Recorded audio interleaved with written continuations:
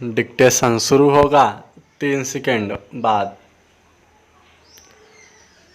प्रधानमंत्री नरेंद्र मोदी की लद्दाख यात्रा न केवल तात्कालिक बल्कि एक ऐसे दीर्घकालिक संदेश की तरह है जिसकी गूंज दुनिया में कुछ समय तक बनी रहेगी। विशेषज्ञ भी यह मान रहे हैं कि जो वह दिल्ली में बैठकर नहीं कर पा रहे थे उसे उन्होंने लेह लद्दाख पहुंचकर कर दिखाया। उन्होंने मोर्चे पर सैनिकों के बीच जाकर जो सबसे महत्वपूर्ण बात कही है उसकी प्रासंगिकता अंतर्राष्ट्रीय कूटनीति में सबसे ज़्यादा है। भले उन्होंने चीन का नाम न लिया पर दो टूक कहा कि विस्तारवाद का दौर समाप्त हो चुका है, यह विकास का दौर है। वाकई उनका यह कहना चीन की नीतियों और दुस्साहस पर एक प्रतिकूल टिप्पणी है।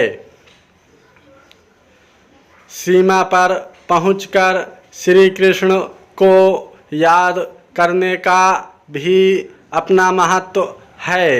एक ओर बांसुरी है तो दूसरी ओर सुदर्शन चक्र।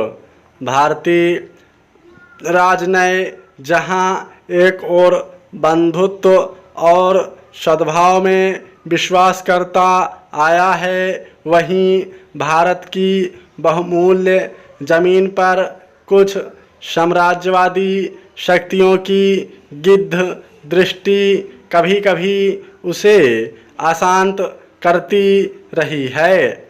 आज भारत को सीमा पर फिर ललकारा गया है। वीर भारतीय जवानों का खून बहा है। संभावनाएं ज्वार पर हैं, लेकिन तब भी भारत अपनी सद्भावी नीतियों को भूला नहीं है। भारत के संयम और सद्भावनाओं के पक्ष में दुनिया की शक्तियां खुलकर सामने आने लगी हैं। अमेरिका, ब्रिटेन, फ्रांस, जापान इत्यादि अनेक सशक्त देश हैं जो भारत के साथ खड़े हैं और चीन की निंदा का ग्राफ धीरे धीरे बढ़ रहा है। चीनी ऐप पर लगाए गए प्रतिबंध इत्यादि को अगर हम सांकेतिक भी माने तब भी दुनिया के कोने कोने तक भारत की नाराजगी पहुंची है। उम्मीद करनी चाहिए और बहुत हद तक संभव है कि भारतीय प्रधानमंत्री के लद्दाख पहुंचने से पड़ोसी देश भारत की नाराजगी को साफ तौर पर समझ सकेगा।